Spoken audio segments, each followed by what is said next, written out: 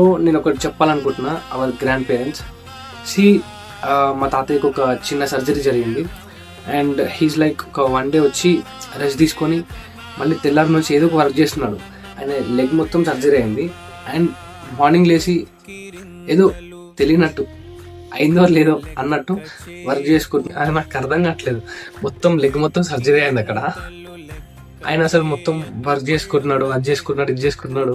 So నేను అసలు ఏం అర్థం చేసుకోవాలో కూడా అర్థం కావట్లేదు.